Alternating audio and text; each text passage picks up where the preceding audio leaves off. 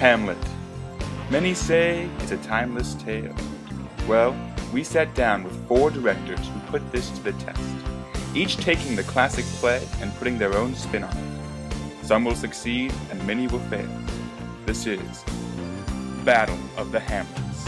Looking in your eyes, I see a paradise. This world that I found is too good to be true. I wrote the screenplay with my good friend Owen Wilson, and we wanted to.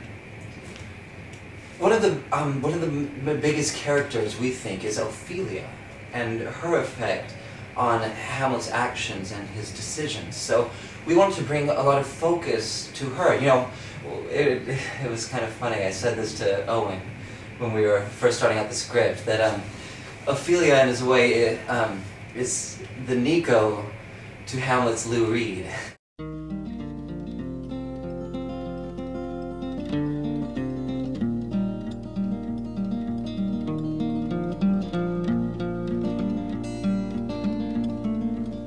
It's a still life watercolor of the now late afternoon as the sun shines through. I have remembrances of yours that I have longed to redeliver. I pray you now receive them.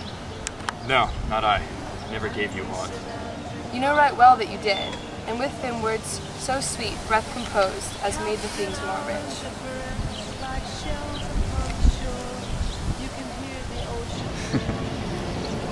Are you honest? What? Are you fair? What do you mean? I truly, for the power of beauty can corrupt honesty, before the force of honesty ruin beauty.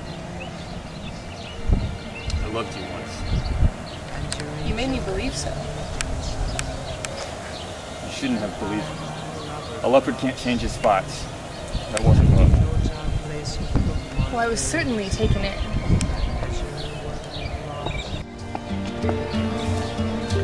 Like a poem poorly written, we are verses out of rhythm, couplets out of rhyme, in syncopated time.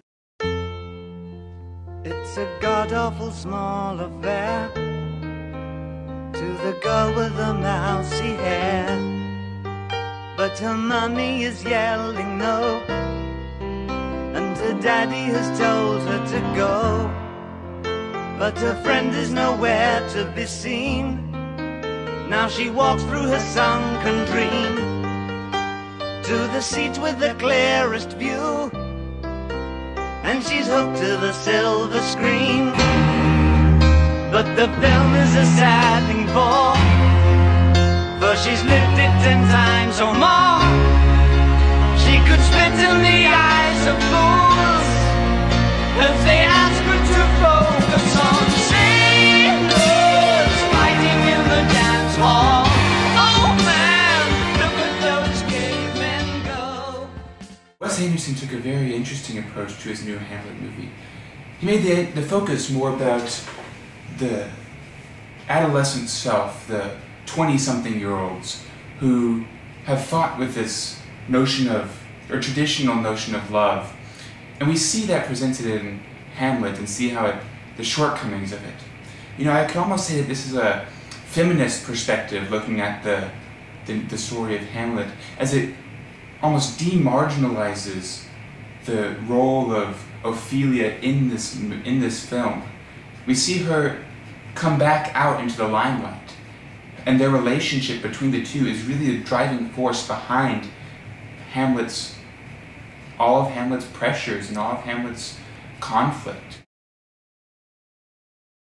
You know, it's really a funny story. I was working on my last film, Inglourious Basterds, and you know, the star of it, Brad Pitt, kept making comments to me while I was directing, saying, "Oh, you know what? This scene really reminds me of the scene from Hamlet where he and Ophelia are talking," or "This really reminds me of the scene where the king and Laertes are talking." And I kept saying, "Brad, what's up?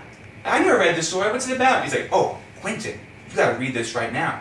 So I was on my private jet, then flying to Hamburg, and it was the darndest thing. I read the entire book in one sitting, the entire play, mind you, and I just fell in love with it. I said, "You know what, Quentin? You have to make this movie ASAP.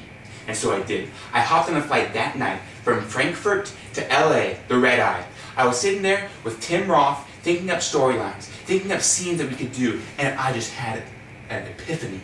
I knew that I had to do the story of Hamlet set in none other than Los Angeles. Okay? So I did it. I made it happen. I went to the studios. I talked to Rob Reiner about it. He had a script in the works. We worked together on it the entire time, and you know what? I loved it. Every minute of it. Look, the way I see things, Laertes, two of us only got one way to go about this. One way beneficial to us both. I think you know what I'm talking about. This all sounds good. All I want to know is why aren't these guys stiff already? Look, Laertes, things are a little more complicated than you think. See, this one, I can't do anything. I can't get my hands dirty on this one. Hamlet's golden, as far as I'm concerned. I can't touch him. But see, the thing is, you can. Whatever you need. Just let me know where and when. Here. Let's take a look-see.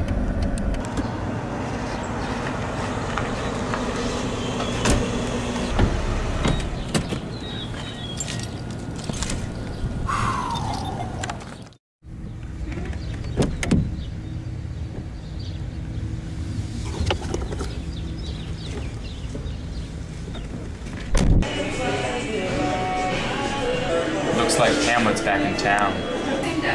Good. I want to see the lights leave his eyes.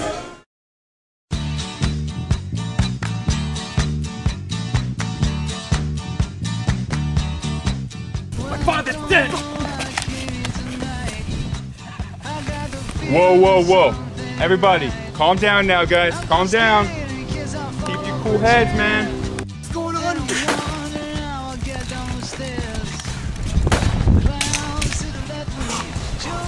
Hamlet! Hamlet, man! Mom's dead. What? I'm sorry. She's dead? Mom's dead, man. Dead, man. Whoa, whoa, whoa, whoa, whoa. Dead! No, think this over, Hamlet.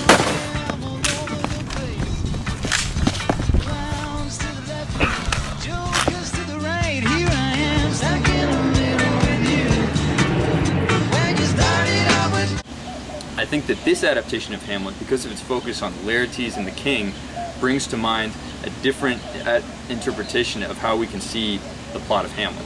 Most of the interpretations focus on how Hamlet's lack of action, his lethargy, or his inability to get anything done are what set the events of the plot in motion and what prevent anything from coming to fruition and eventually leads to its tragic result.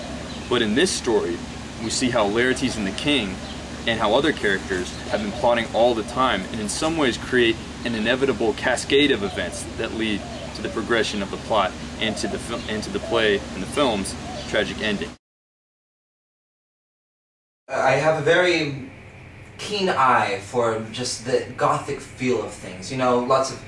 The vision of a movie is very important to me. Sometimes more so than the actual story itself. But the story of Hamlet, the character of Hamlet, is so driven by his emotions, so driven by his inner demons, if you will, much like, what would you say? Much like the Mad Hatter, much like Edward Scissorhands. Perhaps Jack Skellington even. Jack Skellington even, of course, of course. Yes, but yeah, so that, I guess you could say that's what I brought to the film. A monster and a villain. He's a slave that is not worth 20th part the tithe of your president lord. No more! He's a king of patches and shreds.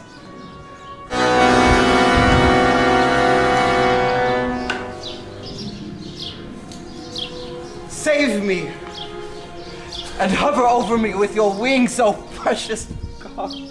Alas, he's mad. Do not forget, this visitation is but towards thy almost blunted purpose.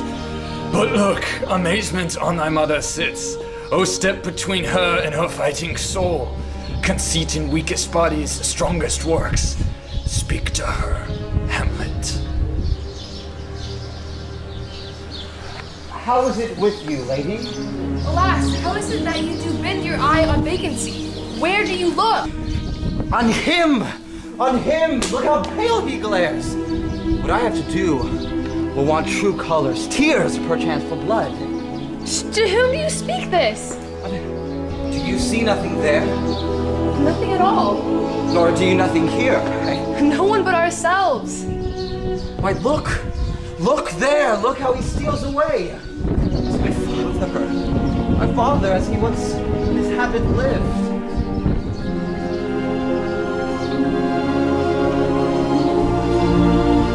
Give them the foils. You know the wager. Very well, my lord. Your grace has laid the odds on the weaker side. I do not fear it. I have seen you both. But since he is bettered, we therefore have odds. Set me the stoups of wine upon that table. If Hamlet give the first or second hit, or quit in answer of the third exchange, let all the battlements of ordnance fire, and the king shall drink to Hamlet's better breath. Come, begin!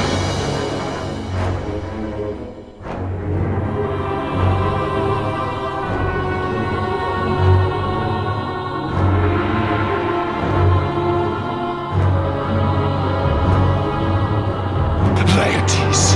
Hamlet!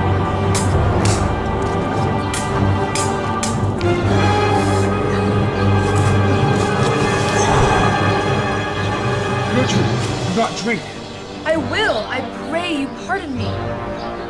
It is the poisoned cup. Alas, it is too late. Come, my boy, let me wipe your face. My lord, let me finish him.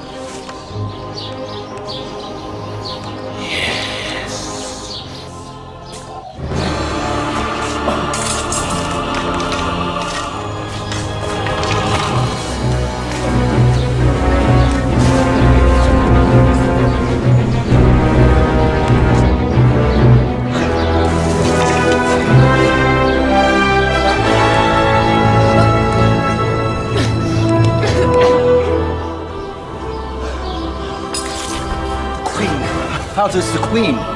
She swoons to see them bleed. No! It was the drink! Villainy! Oh! Help me, friends. I am but hurt. Here, you murderous, damned Dane! Follow my mother! Drink this poison!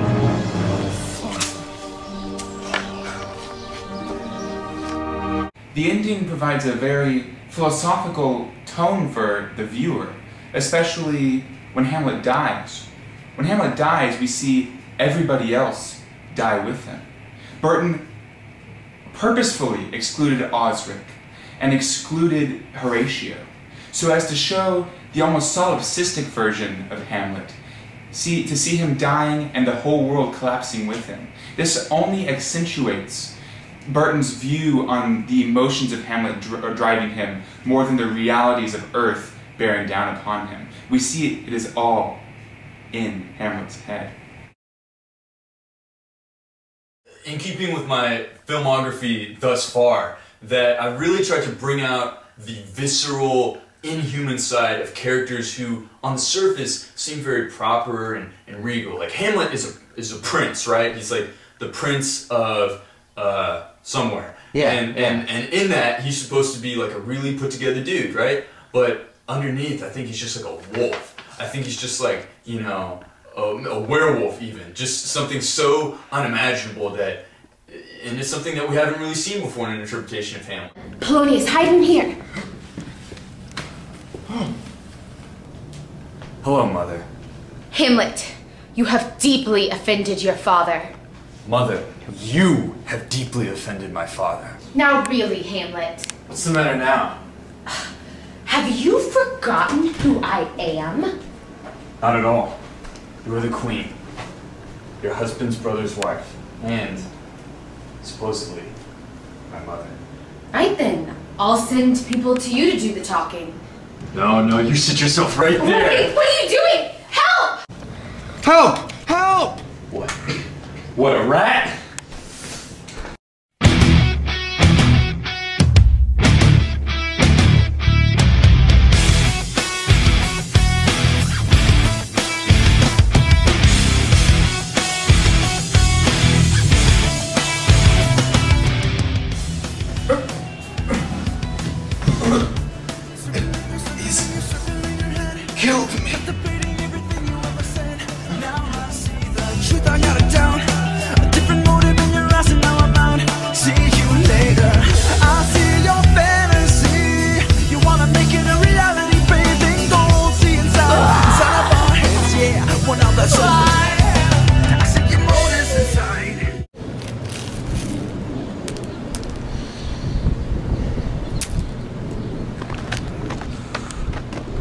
dead. My dad. I know. Sometimes, you gotta take one for the team. It sucks. You know, it's my dad. This is Hamlet's third strike. It's gone one step too far. Something's gotta be done. Hamlet must die.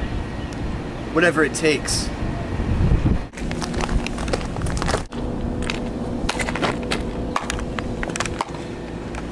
Checkmate! Right, guys? You really had me there. Who ordered the lead sandwich?